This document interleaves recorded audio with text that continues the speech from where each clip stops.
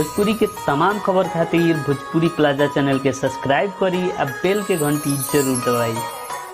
अपने लोगन के बहुत बहुत स्वागत बा। जी भैया, अपने लोगन के बता दी कि पवन सिंह के अपकमिंग फिल्म घातक के पूरा शूटिंग और डबिंग के काम खत्म हो गए। जी भैया, अपने लोगन के बता दी कि पवन सिंह जी बहुत ही मजेदार एक्टर हों और वो अपना धांसुक एक्टिंग और एक्शन के बदौलत भोजपुरी जगत में बहुत सारा काफी नाम कमाए हों और विश्व में लॉलीपॉप गाना से छा गए हों। जी भैया, अपने लोगन के बता दी कि पवन सिंह के अपकमिंग फिल्म घातक के पूरा शूटिंग खत्म हो गया है और शूटिंग और डबिंग के काम भी खत्म हो गए। अपने लोगन के बता दी कि पवन सिंह के साथ में अपने देखा में शहर अफसा के जौन की शहर अफसा एगो विधवा के रोल में अपने प्रस्तुत देखा में फिल्म में जौन की काफ़ी ही पसंद कल जा रहा है। उनको रोल के बहुत ही अच्छा तरीका से निभावल गया है शहर अफसा द्वारा, जौन की बहुत ही दमदार है अपने के देखे के मिली नजदीकी सिनेमाघर में। जी भैया, अपने लोगन के बता दी कि यह फिल्म के डायरेक्टर बारन से टिन्नू वर्मा जी बारन और ये फिल्म के प्रोड्यूसर बारन से अभय सिन्हा जी बारन। और ये फिल्म के पहले भी शहर अफसा और पवन सिंह के जोड़ी अपने लोगन के नज़दीकी सिनेमा में देखे के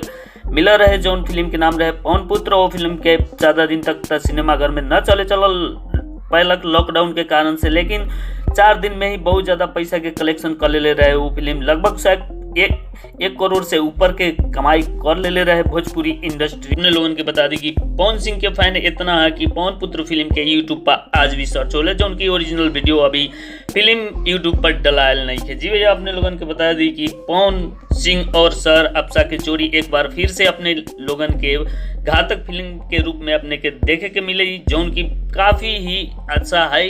जौन की अपने लोगन के बता दी पूरा एक्शन पैक फिल्म है, एक्शन रोमांस ड्रामा अपने के देखे के मिली और पवन सिंह के धांसू एक्शन अपने के देखी के मिली। जी भैया, अपने लोगों के बता दी जैसे कि बहुत सारा फिल्म में पवन सिंह के एक्शन अपने देख ले बारी, जैसे कि क्रैक फाइटर, माँ तुझे सलाम, बहुत सारा ऐसा फिल्म बाकी पवन सिंह जी के एक्शन के दीवाना है भोजपुरिया जगत। तो चलते चलते वीडियो के कर दिला है कि चैनल पे पहले बार आयल चैनल का कर दी सब्सक्राइब। जय हिंद, वंदे मातरम।